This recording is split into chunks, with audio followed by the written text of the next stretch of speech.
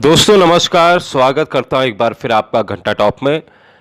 उत्तराखंड अधीनस्थ सेवा चयन आयोग पुलिस भर्ती की तैयारी कराएगा।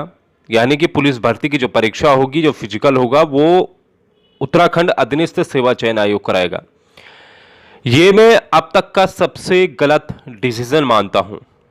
जरा याद कीजिए, अभी कल ही यूके ट्रिपल एससी ने अपनी वेबसाइट पर परिवर्तन सिपाही और आबकारी सिपाही, इनके जो रिजल्ट है, रिजल्ट बोलो, जो फिजिकल का रिजल्ट है वो डाला है।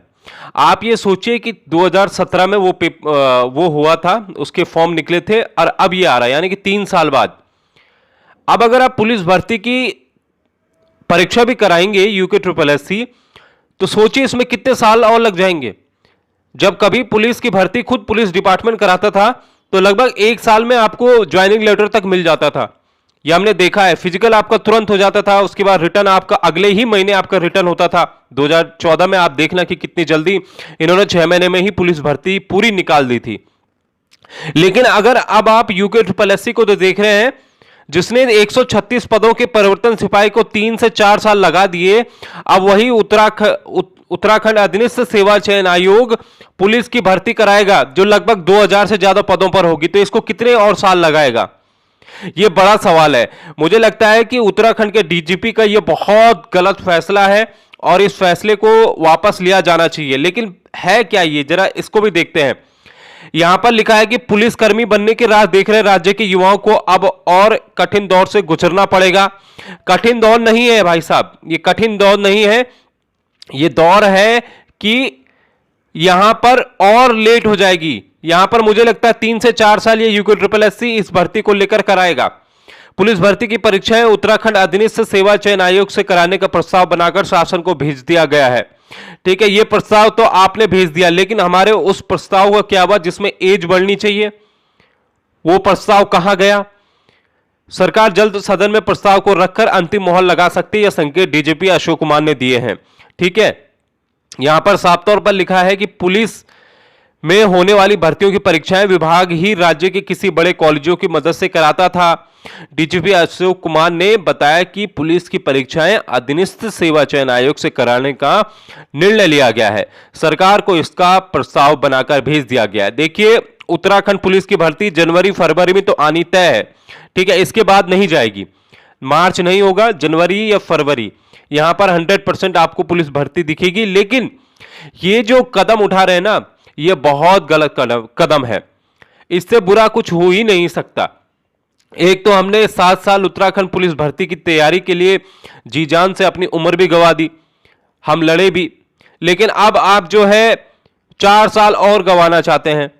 मतलब आप विज्ञप्ति जारी कर देंगे जनवरी फरवरी में, और उसके बाद जो है आप 3 से 4 साल और लगाएंगे।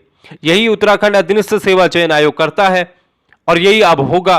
तो पुलिस की भर्ती भी आप ये समझ लीजिए कि आएगी तो जरूर अगले महीने या फिर उसके अगले महीने, आनी तो तय है, लेकिन उसमें इतनी देर होगी, ये कहीं ना कहीं अब हमें सोचना होगा।